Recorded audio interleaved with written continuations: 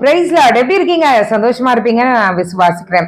இந்த நாளிலும் ஆவியின் கனியாகிய சமாதானத்தை குறித்து பார்த்து கொண்டிருக்கிறோம்ல. இதற்கு ஆதாரமாய் ஒரு வசனத்துக்கு நேரா போகலாம்.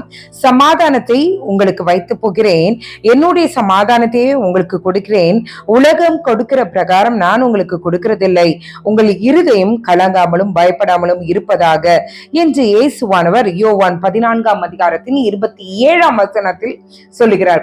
ஆண்டவர் சொல்ற காரியம் என்னன்னா, லகுவாய் சொல்றேனே, உலகம் கொடுக்கிற சமாதானம் ஒரு half an hour இருக்கும், இல்லைன்னா ஒரு நாள் இருக்கும், அதுக்கு அடுத்த நாள் திரும்பவும் அதே பிரச்சனைகள், அதே பாடுகள், அதே யோசனைகள்.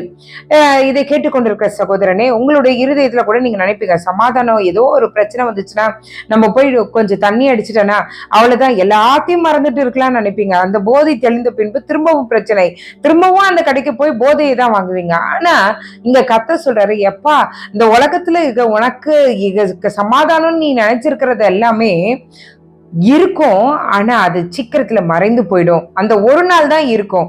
ஆனா ஆண்டவர் கொடுக்கிற சமாதானமானது நிலைத்திருக்கிறதா இருக்கிறது. இன்றைக்கு ஆண்டவர் நம்மளை பார்த்து சொல்றாரு, எதை பார்த்து கலங்கி இருக்கீங்க, எதை பார்த்து பயந்து இருக்கீங்க, கர்த்தருடைய சமாதானம் நம்மளுடைய இருதயத்தை ஆட்கொள்ளட்டும்.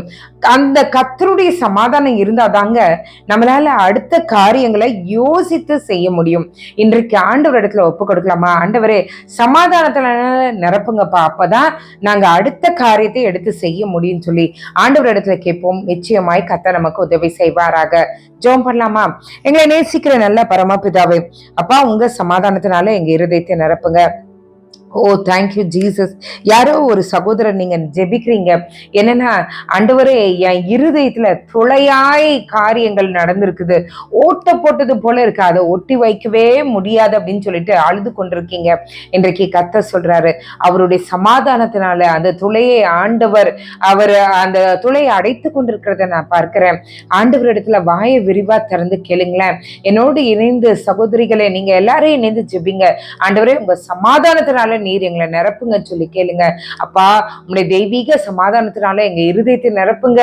எந்த காரியங்கள் இருந்தாலும் என் கர்த்தருடைய சமாதானம் இருக்கும்போது ஆண்டவரே, நாங்கள் தெளிவாய் காரியங்களை, ஆண்டவரே, உம்முடைய சித்தத்தை, உம்முடைய வார்த்தையை அறிந்து கொண்டு செயல்படுவதற்கு அது உதவியா இருக்கும். ஆண்டவரே, நீர் இப்பொழுதே எங்களுடைய இருதயத்துல இருக்கிற, ஆண்டவரே, வீணான குழப்பங்கள் எல்லாம் எடுத்து போட்டு சமாதானத்தினால நிரப்ப வேண்டுமாய் ஜெபிக்கிறோம்.